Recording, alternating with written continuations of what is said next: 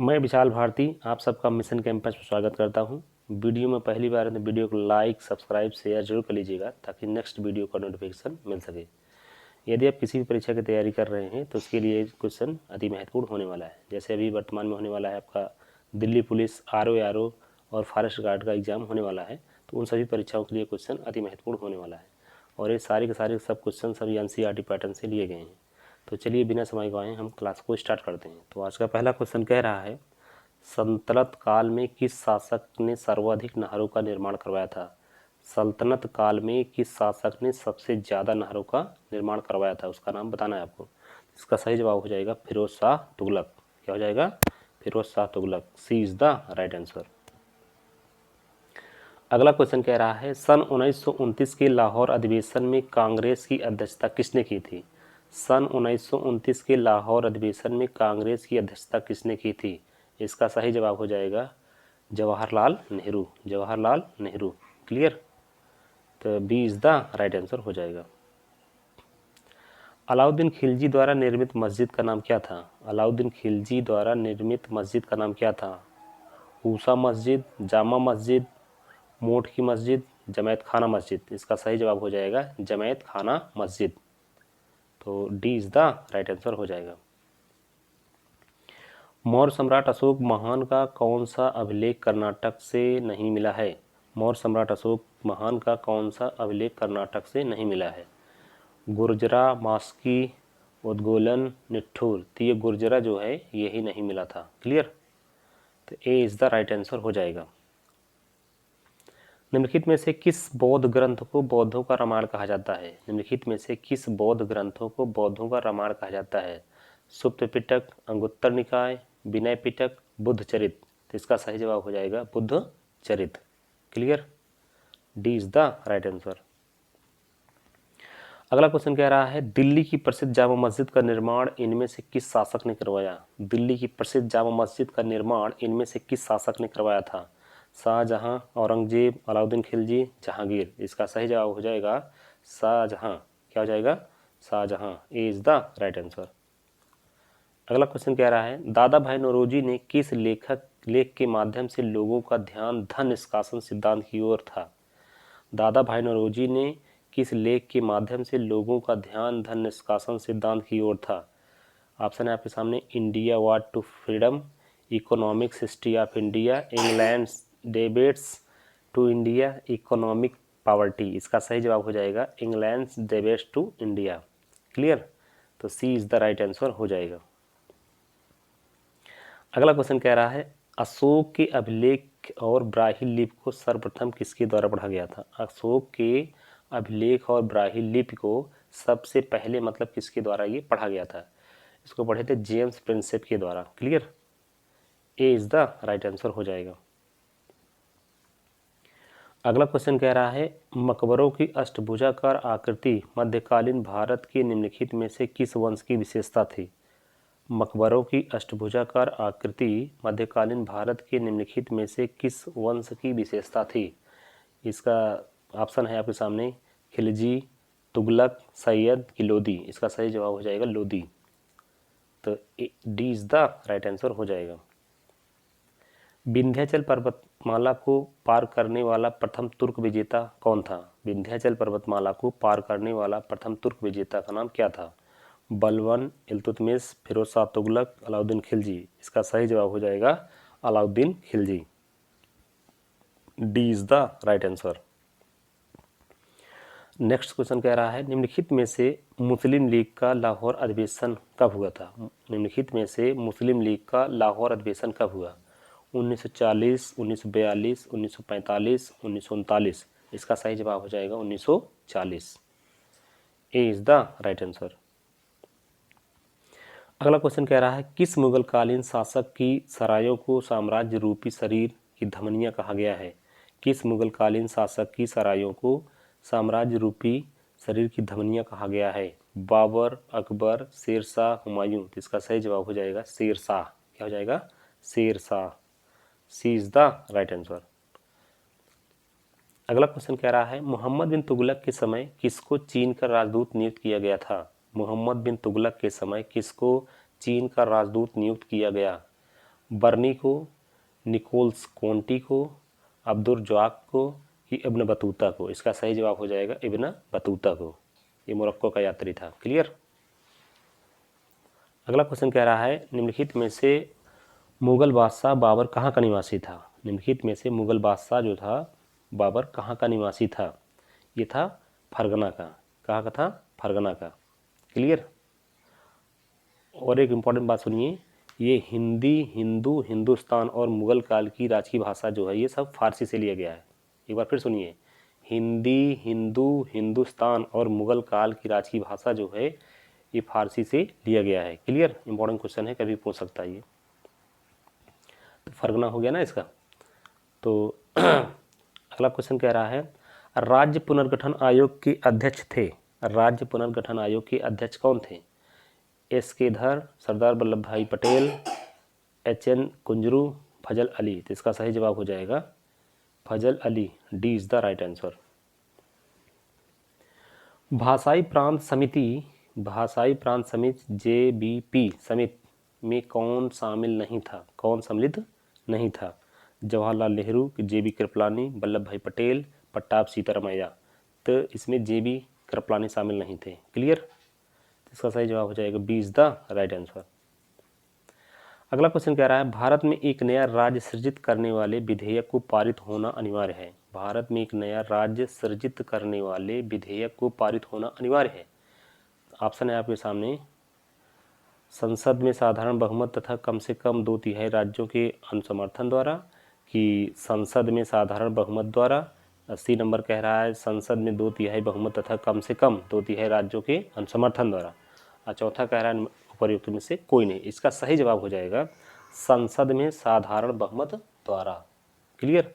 इस तरह हम इसको कह सकते हैं कि B is the right answer हो जाएगा। अगला क्वेश्चन कह रहा है एक विद्यमान राज्य की सीमा को परिवर्तित कर एक नवीन राज्य को बनाने की दृष्टि से 3 उपकरणों की आवश्यकता होती है, वो कौन कौन से हैं? सर्वोच्च न्यायालय, राष्ट्रपति, संसद है कि बी नंबर कह रहा है संसद, सर्वोच्च न्यायालय तथा संबंधित राज्य का विधानमंडल है। सी नंबर कह रहा है सर्वोच्च न्यायालय, राष्ट्रपति तथा संबंधित राज्य का विधानमंडल, कि डी कह रहा है राष्ट्रपति, संसद तथा संबंधित राज्य का विधानमंडल। तो यही D is the right answer हो जाएगा। Clear. D is the right answer.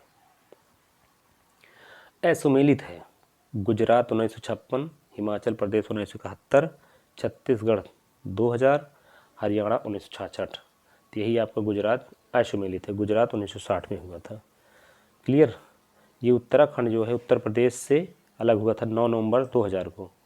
ये छत्तीसगढ़ जो है ये मध्य प्रदेश से अलग हुआ था 1 नवंबर 2000 को। क्लियर। और ये झारखंड बिहार से 15 नवंबर 2000 को अलग हुआ था। इसको भी ध्यान रखना है। और 2 जून 2014 को तेलंगाना का निर्माण हुआ था। तेलंगाना नया राज्य बना था। क्लियर। तो आपका सही जवाब हो जाएगा ये गुजरात। 1960 में बना था, ये 56 दिया, इसलिए यही असुमेलित है। अगला क्वेश्चन कह रहा है भाषाई आधार पर सर्वप्रथम आंध्र प्रदेश का गठन किस वर्ष किया गया? भाषाई आधार पर सर्वप्रथम आंध्र प्रदेश का गठन किस वर्ष किया गया था? 1 अक्टूबर 1953 को। 1 अक्टूबर 1953 को। इसका सही जवाब हो जाएगा B is the right answer. अगला क्वेश्चन कह रहा है फजल अली राज्य पुनर्गठन आयोग का गठन हुआ। फजल अली राज्य पुनर्गठन आयोग का गठन हुआ था वर्ष 1953 में। वर्ष 1953 में। तो B is the right answer. अगला क्वेश्चन कह रहा है 7वें संविधान संशोधन अधिनियम 1956 के समय संपूर्ण देश को मतलब कितने राज्य और कितने केंद्र शासित प्रदेशों में बांटा गया था? तो 14 राज्यों तथा 6 केंद्र शासित प्रदेश में विभक्त किया गया था। वर्तमान में भी 28 राज्य हैं और 8 केंद्र शासित प्रदेश है। इसको भी ध्यान रखना है। जब संविधान बना 7वें संविधान संशोधन अधिनियम के तहत 1956 के समय 14 राज्य और 6 केंद्र शासित प्रदेश बने थे। अभी वर्तमान में 28 राज्य और 8 केंद्र शासित प्रदेश हैं। क्लियर। इसका सही जवाब हो जाएगा सी इज द राइट आंसर। निम्नलिखित कथनों में से कौन सा एक सही है? निम्नलिखित कथनों में से कौन सा एक सही है? तो इसका सही जवाब हो जाएगा सी, मौलिक अधिकार राज्य के विरुद्ध नागरिकों के दावे। मौलिक अधिकार राज्य के विरुद्ध नागरिकों के दावे। क्लियर। तो C is the right answer हो जाएगा। अगला क्वेश्चन कह रहा है भारत का एकमात्र सक्रिय ज्वालामुखी कौन सा है? भारत का एकमात्र सक्रिय ज्वालामुखी बैरन द्वीप है। क्या है? बैरन द्वीप है। क्लियर? तो B is the right answer हो जाएगा। अगला क्वेश्चन कह रहा है किसी स्थान की लंबे समय की मौसम की औसत दशाओं को क्या कहते हैं? किसी स्थान की लंबे समय की औसत की मौसम की औसत दशाओं को क्या कहते हैं? तो उसको कहते हैं जलवायु। क्या कहते हैं? जलवायु। सी इज द राइट आंसर। अगला क्वेश्चन कह रहा है मानसून शब्द किस भाषा के शब्द से बना है? मानसून शब्द किस भाषा के शब्द से बना है? इसका सही जवाब है अरबी। क्या है? अरबी। D is the right answer. अरबी भाषा से। भारत में किस प्रकार की जलवायु पाई जाती है? भारत में किस प्रकार की जलवायु पाई जाती है? इसका सही जवाब हो जाएगा उष्णकटिबंधीय मानसूनी जलवायु। उष्णकटिबंधीय मानसूनी जलवायु। इसका सही जवाब हो जाएगा B is the right answer. अगला क्वेश्चन कह रहा है भारतीय मौसम विभाग द्वारा भारतीय जलवायु को कितनी ऋतुओं में विभाजित किया गया है? भारतीय मौसम विभाग द्वारा भारतीय जलवायु को कितनी ऋतुओं में विभाजित किया गया है? इसको बांटा गया है 4 ऋतुओं में। Clear? C is the right answer. मावट की वर्षा कौन सी फसल के लिए लाभकारी होती है? मावट की वर्षा कौन सी फसल के लिए लाभकारी होती है? इसका सही जवाब हो जाएगा गेहूं। ए इज द राइट आंसर। सूर्य की कर्क रेखा पर लंबवत चमकने से उत्तर भारत के तापमान में क्या परिवर्तन होगा? सूर्य की कर्क रेखा पर लंबवत चमकने से उत्तर भारत के तापमान में क्या परिवर्तन, क्या बदलाव होगा? इसमें वृद्धि होगी। क्या होगी? वृद्धि होगी। तो मतलब ए इज द राइट आंसर। अगला क्वेश्चन कह रहा है भारत में वर्षा ऋतु काल का समय क्या है? भारत में वर्षा ऋतु का मतलब समय क्या है? कि मध्य जून से अगस्त के बीच में सबसे ज़्यादा बारिश भारत में होती है। क्लियर? इस तरह कह सकते हैं इसको कि ए इज द राइट आंसर। अगला क्वेश्चन कह रहा है स्वैच्छिक वाहन स्क्रैनिंग नीति के अंतर्गत वाणिज्यिक वाहनों की सीमा अवधि क्या रखी गई है? स्वैच्छिक वाहन स्क्रैपिंग नीति के अंतर्गत वाणिज्यिक वाहनों की सीमा अवधि क्या रखा गया है? 15 साल रखा गया। क्या रखा गया है? 15 साल। Clear? A is the right answer. वस्तुओं और सेवाओं का इलेक्ट्रॉनिक नेटवर्क के माध्यम से क्रय विक्रय करना क्या कहलाता है? वस्तुओं और सेवाओं का इलेक्ट्रॉनिक नेटवर्क के माध्यम से क्रय विक्रय करना क्या कहलाता है? ये ई वाणिज्य कहलाता है। क्या कहलाता है? ई वाणिज्य कहलाता है। ठीक है, सी इज द राइट आंसर। भारतीय रिजर्व बैंक का कार्य क्या नहीं है? भारतीय रिजर्व बैंक का काम क्या नहीं है? तो निर्यातकर्ताओं को ऋण देना यही नहीं करता है। बाकी करेंसी नोट जारी करता है, मुद्रा योजना बनाना ये भी करता है, भारत के सभी बैंकों पर नियंत्रण रखना ये भी इसका कार्य है, लेकिन निर्यातकर्ताओं को ऋण देना यही इसका काम नहीं है। Clear? D is the right answer. एक देश एक राशन कार्ड योजना को पायलट प्रोजेक्ट के रूप में कौन से राज्यों में लागू किया गया? एक देश एक राशन कार्ड योजना को पायलट प्रोजेक्ट के रूप में कौन से राज्यों में लागू किया गया था? इसका सही जवाब हो जाएगा पहला आंध्र प्रदेश व तेलंगाना। आंध्र प्रदेश व तेलंगाना। ए इज द राइट आंसर। अवमूल्यन का उद्देश्य होता है निर्यात को प्रोत्साहित करना। अवमूल्यन का उद्देश्य होता है निर्यात को प्रोत्साहित करना। तो इसका सही जवाब हो जाएगा D is the right answer. Bull and bear शब्दावली का संबंध किससे है? बुल एंड बियर शब्दावली का संबंध किससे है? स्टॉक मार्केट से। स्टॉक मार्केट से। क्लियर? तो A is the right answer. Bharat में आर्थिक सर्वेक्षण प्रत्येक वर्ष सरकारी तौर पर प्रकाशित किया जाता है। भारत में आर्थिक सर्वेक्षण प्रत्येक वर्ष सरकारी तौर पर प्रकाशित किया जाता है वित्त मंत्रालय द्वारा। वित्त मंत्रालय द्वारा। ए इज द राइट आंसर। राष्ट्रीय कृषि एवं ग्रामीण विकास बैंक की स्थापना किस समिति की सिफारिश के आधार पर की गई थी? राष्ट्रीय कृषि एवं ग्रामीण विकास बैंक की स्थापना किस समिति की सिफारिश के आधार पर की गई थी? शिवरमन समिति। किसके समिति पर? शिवरमन समिति पर। तो B is the right answer हो जाएगा। सी रंगराजन समिति के आधार पर प्रतिदिन कितने रुपए खर्च करने वाला ग्रामीण व्यक्ति गरीब नहीं माना जाएगा? सी रंगराजन समिति के आधार पर प्रतिदिन कितने रुपए उपभोग खर्च करने वाला ग्रामीण व्यक्ति गरीब नहीं माना जाएगा? इसका सही जवाब हो जाएगा 32 रुपये। कितने रुपए? 32 रुपये। B is the right answer. आजकल सड़क की रोशनी में पीले लैंप बहुतायत में प्रयुक्त हो रहे हैं। इन लैंपों में निम्न में से किसका उपयोग करते हैं? आजकल सड़क की रोशनी में पीले लैंप बहुतायत में प्रयुक्त हो रहे हैं। इन लैंपों में निम्न में से किसका उपयोग होता है? सोडियम का। किसका होता है? सोडियम का। तो ए इज़ द राइट आंसर हो जाएगा। निम्नलिखित में से कौन कठोरतम धातु है? निम्नलिखित में से कौन कठोरतम धातु है? सोना, लोहा, प्लेटिनम, टंगस्टन। तो इसका सही जवाब हो जाएगा प्लेटिनम। सबसे कठोरतम क्या है? प्लेटिनम है। क्लियर। तो अगला क्वेश्चन हो जाएगा इसका, क्या हो जाएगा? प्लेटिनम। अगला क्वेश्चन है, सर्विस स्टेशनों पर मोटर कारों की जाने वाली प्रदूषण जांच द्वारा निम्नलिखित में से किसकी जांच व अनुमान किया जाता है? सीसा व कार्बन कण का। सीसा व कार्बन कण का। क्लियर। इसका सही जवाब हो जाएगा ए इज़ द राइट आंसर।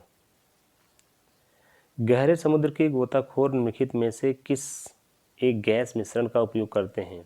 गहरे समुद्र के गोताखोर निम्नलिखित में से किस एक गैस मिश्रण का उपभोग करते हैं? इसका सही जवाब हो जाएगा हीलियम ऑक्सीजन मिश्रण का। हीलियम ऑक्सीजन मिश्रण का। A is the right answer.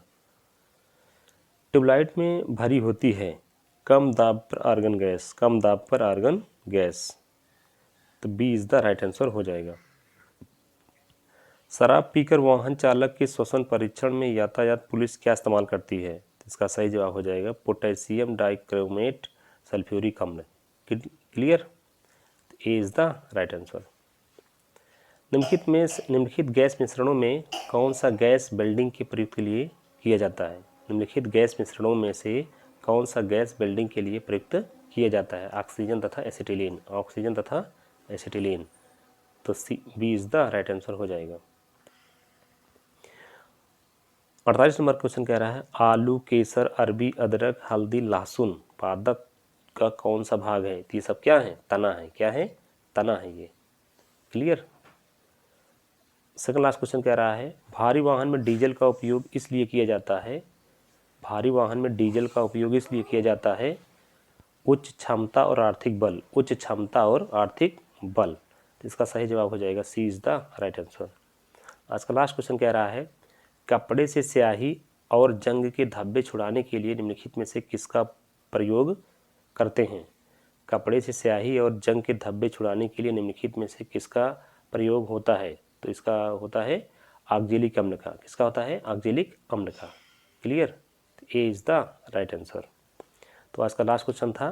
तो इसी क्वेश्चन के साथ हम क्लास को समाप्त भी करना चाहेंगे। तो क्लास जैसा भी लगा हो इसको कमेंट बॉक्स में ज़रूर बताइएगा और अपने पहचान लोगों के पास इसको शेयर भी कर दीजिएगा ताकि वो लोग भी इसको देख ले क्वेश्चन को, और किसी परीक्षा में अगर भाग लेना चाहेंगे तो उनके लिए क्वेश्चन हेल्पफुल होने वाला है।